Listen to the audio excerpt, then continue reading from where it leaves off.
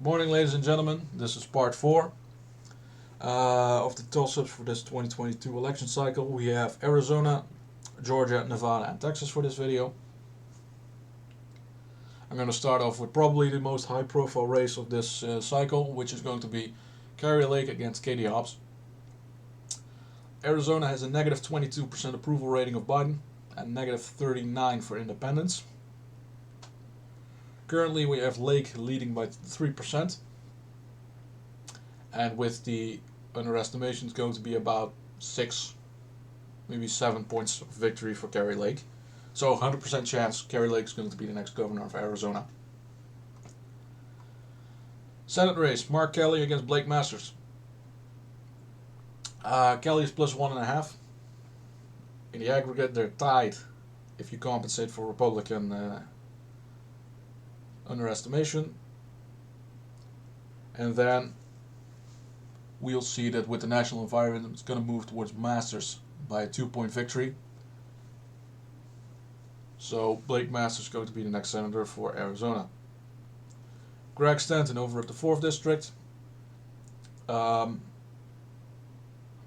He's leading by the polling about 7. It's going to be a little narrower than that. It's going to be about a 4-point margin of victory, so 90% chance that Greg Stanton is going to be joining Congress next cycle. Georgia Senate race.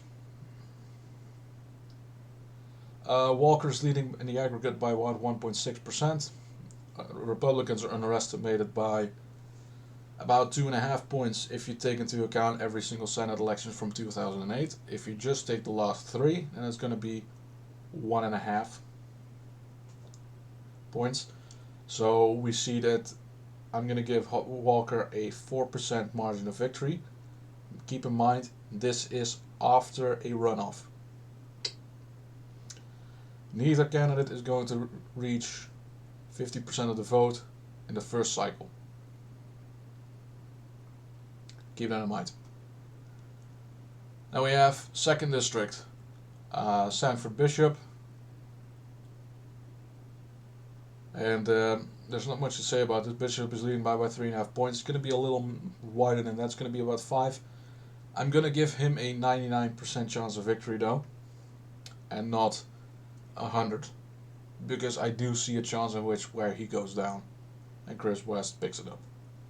There is a possibility, going to be rather unlikely, so I'm giving him a 99% chance.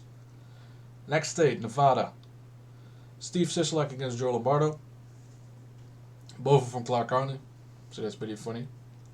We have negative 21% approval for Biden in the state, and it becomes negative 39% for independents.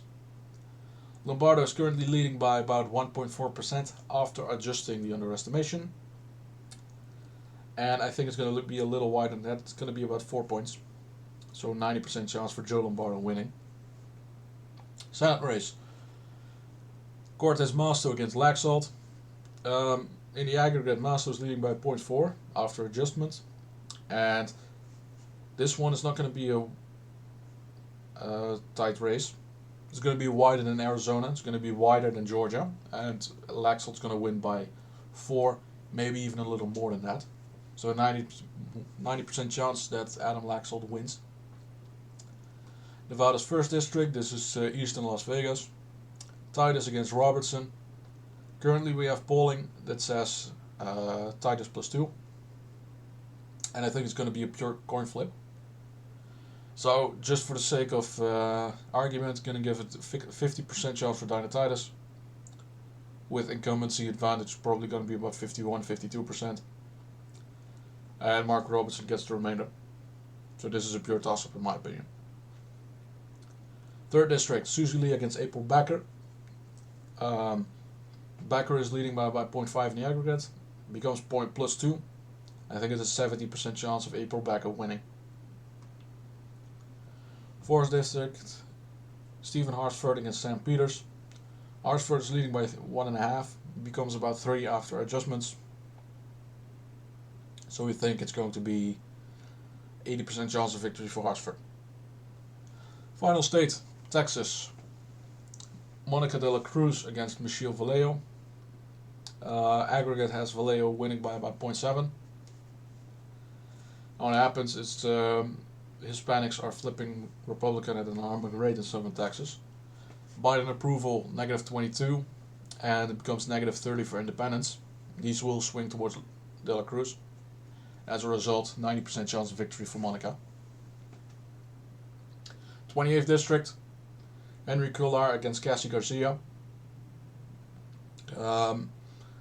There's no polling for this race. As a result, I'm going to have to go out on trends. And with that, I'm going to say that Cuellar is going to win by about 1 point. Very narrow victory, could swing towards Garcia if I unrest the national environment. That's possible. For now, 60% chance of victory for Henry Cuellar. Last one, Vicente Gonzalez against Mayra Flores, over at the 34th District. And this one is going to be a flip. Flores is the most popular Hispanic congressman in the entire House. And as a result, she's going to cruise to re-election. And it's going to be a narrow one, but she wins. It's going to be about 1 point, so 60% chance of victory for Mayra Flores. And this concludes part 4. Thank you kindly for watching, and part 5 will be up on Friday. So thank you very much, and goodbye.